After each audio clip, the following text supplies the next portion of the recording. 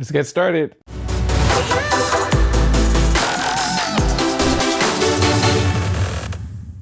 It's nice to see you all here today. If you haven't subscribed, I create weekly content on filmmaking, photography, gear review, and video editing. If that's something you'll be into, please hit that subscribe button to be in the know of future content.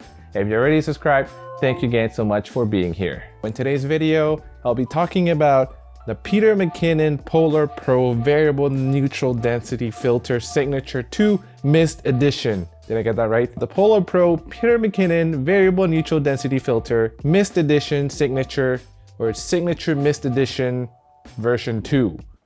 Something like that. So today we'll be talking about this brand new variable ND filter that came out about a month ago. And what makes this filter unique and so special is that it's the first of its kind, is that you have a mist diffusion filter and a variable ND filter combined as one. I'll be talking about what makes this filter so revolutionary and why it might be the only filter you would need on your camera bag for 95% of your shooting situations. Except if you shoot mostly at nighttime, which in that case you might not really need an ND filter at night. This filter is the first of its kind in that it includes a diffusion and a variable ND all in the single frame. So not only are you able now to control the amount of brightness that comes into your camera, but now you can also add a softer, more angelic look to your footage. And the really cool thing about this is because it's 2-in-1, you no longer need to stack up filters on your lens, which sometimes can be troublesome and sometimes filters get stuck, which has happened to me before. So this Mist Edition filter comes in two versions, the 2-5 and the 6-9. The 2-5 will be for most of your shooting scenarios if it's not very bright,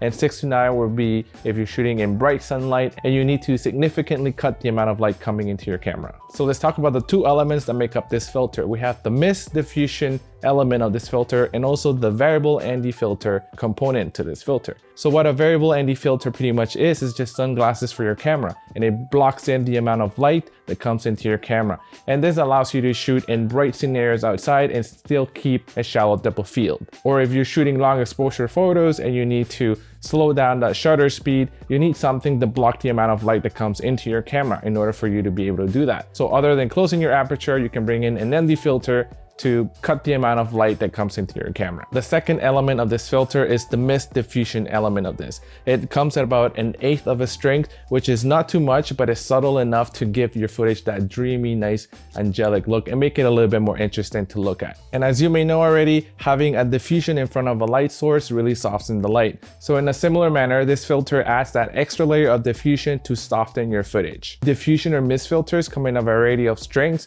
ranging from 1/8, 1/4, 1/2 to even 1. So this diffusion helps soften the skin and provide a nicer complexion. So if you're shooting a lot of portraits, shooting a lot of wedding work, this might be a very good filter to have so that you can soften and make your bride and groom look more pleasant. And just in general, if this filter provides softer skin and makes your subject more pleasant, then why not keep it on?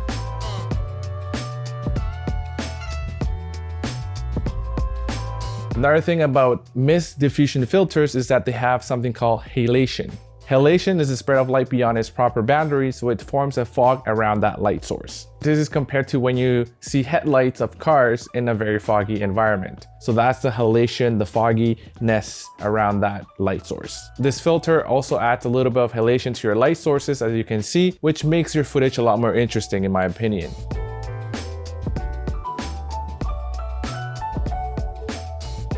In terms of sharpness, if you had this filter on, obviously your footage or photos are not going to be as sharp because you have that extra layer of diffusion.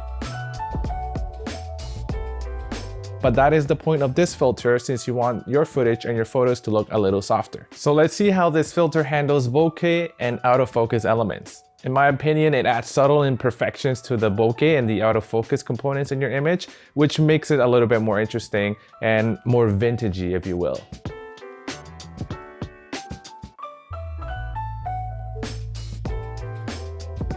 With this filter, you also get a little bit more exaggeration on the flares when you shoot into light sources, for example, into the sun, which depending on what you're doing, it might be a nice dreamy look to go for, and just another option to give more character to that footage. So let's unbox it and talk about build quality. So the packaging is actually quite simple. There's just one small box and there isn't that much documentation, which I like. Very minimalistic and straightforward. It actually looks like a little makeup thing. The cool thing about this is that you can attach this filter to your camera lens without ever touching the filter itself. This filter feels very well built, and the glass feels like it's top-notch quality. The design is quite sleek, and it does give you that high-class filter flair. To attach it to your camera lens, you have to unscrew the part that has Peter McKinnon signature. You unscrew this part right here, and then still holding the filter this way on the other side, you will then screw it into your camera lens this way. Once it's on your lens, you can detach the rubber side, and there you go. To take it off, you just follow the same process, just reverse it. So this makes your filter handling very clean, and you don't have to worry about accidentally touching the glass element on your filter. I also like that the filter cap has printed on it what filter you're using. With this lens, you get haptic feedback, which means that you're able to tell by touch and feel which ND stop you're at. And the filter does not rotate all the way as opposed to other ND filters, so it has a hard stop whenever you reach the minimum stop or the maximum stop. This can be very useful to build that muscle memory into you for running gun scenarios or for just being quicker at your shoots. The one minor drawback about this is that sometimes when you're going from an outdoor location to an indoor location, you want to have a very smooth transition or a gradual transition from outside to indoors. And having one of these, you won't be able to do that because it has a hard stop on each of the ND stops, and that would be very visible in your footage. If you're using the other filters that don't have a hard stop, you're able to smoothly and gradually adjust that exposure as you go from inside to outside or vice versa. A problem with cheaper ND filters is that you get exits, cross polarization, or vignetting, especially on wide lenses. I didn't notice too much of this with this filter,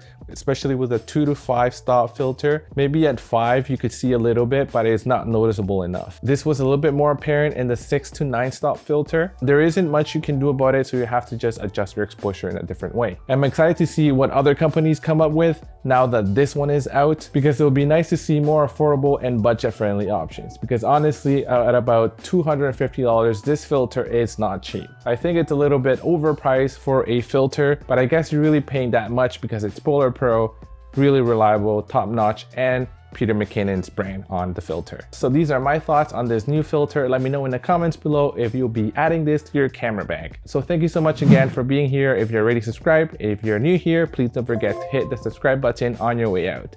And that is all for today, guys. Until next time.